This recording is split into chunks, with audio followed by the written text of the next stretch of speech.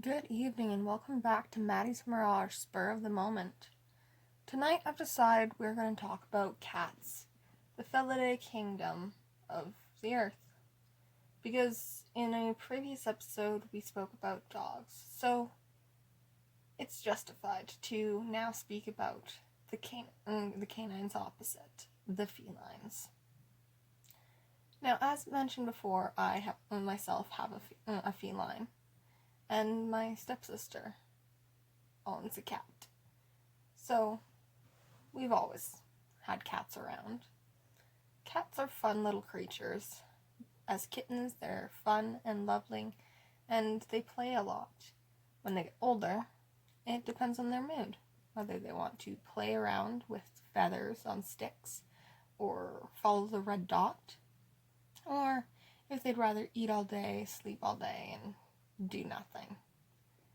Now, I have two old, lazy cats. One of them slightly tubby, but not fat anymore, because we put her on a little bit of a diet to keep her slim. Isn't that right, kitten? No. Of course, my character, Mady, is an orange and black cat, and that's because felines are, of course, my favorite. So, why not? I do enjoy dogs now because of my little creature, my little spirit animal. Yeah. But cats have always been my upfront. I've always wanted to have another kitten, a little cat who can run around. I would actually try and train the cat. I did, however, train my cat how to sit on command, and she'll still do so as long as you have treats or food for her. And now she always sits for her supper. They said it couldn't be done. You can't train a cat. So I decided to go ahead and train my old cat how to sit for her supper. And now she can sit on command and do that as her signature trick, because she's a fancy cat. That's more than we can say for the other cat, who just loves you no matter what, and rubs up against you and begs you for food and treats no matter what. Now, cats come in all different shapes and sizes, and of course, their favorite saying, if it sits, I fits. Nope, I said that word wrong. If it fits, I sits. Which is where, if they can fit inside, they will sit no matter the precariousness of it. Inside tiny boxes, inside glass bowls, and just about anything, as long as they can get to it and fit. And of course, as mentioned before, different shapes and sizes. And of course, color. Now, the color is generally reflective of their breed, that in size and tufts and softness of the fur, such as snowshoes are a soft breed. And ragamuffins have flopping ears. And tuxedo cats are black and white, which look like they're wearing a tuxedo. And of course, everyone knows the orange tabby, like Garfield the cat, the orange body with the tabby stripes.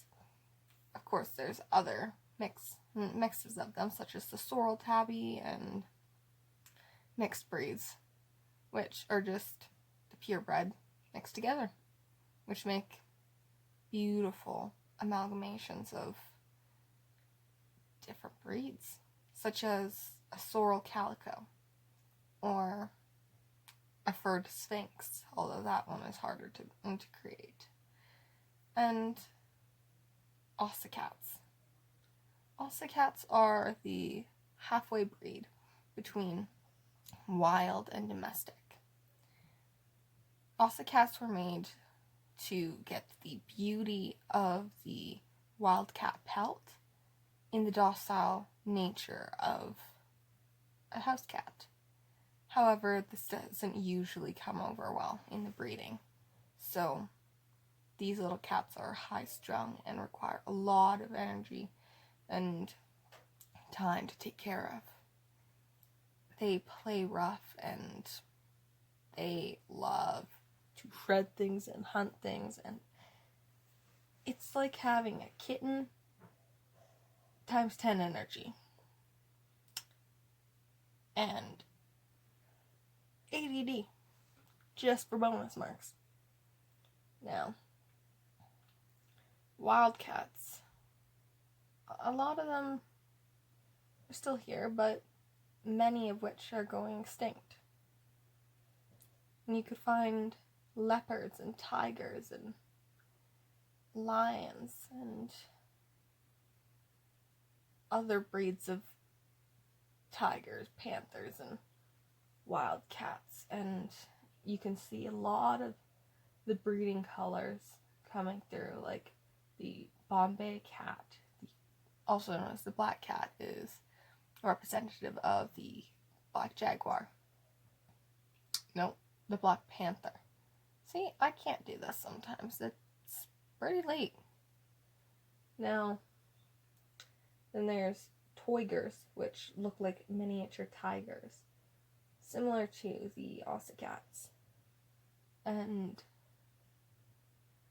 other breeds that cross back and forth to look similar but aren't, because people have an infatuation with wildcats that live in their own homes.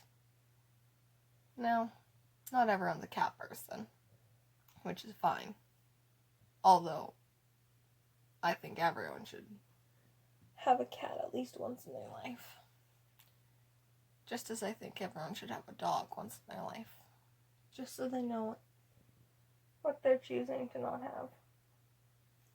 The hard work and the love and the trust and the perfection of owning a beast. A beautiful, majestical beast.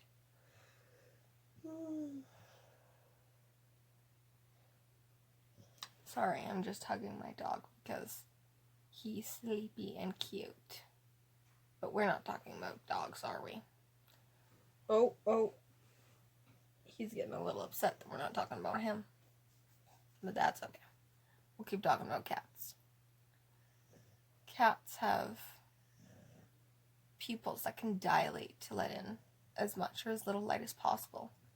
And unlike ours, which constrict and become smaller circles, a cat's eyes will slit and become vertical, elongated, and terrifying sometimes. Cats have long, sharp claws that curl, and they can pull them in and retract them easily so that they can grip into things. Of course, their claws can get caught on stuff, as if you own a cat or you've seen a cat. They might go to scratch fabric, pull their claws in, and then one nail gets caught. And you have to help them out, or let them figure it out. They usually have long, swishing tails and pointed, perfect ears, calculating, ready, strong muscles to help them jump 7 times their own height, which was a scientific stat, because I like stats. And going about with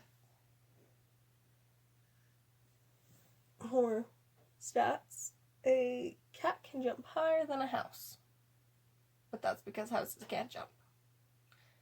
Okay, that was a bad joke, but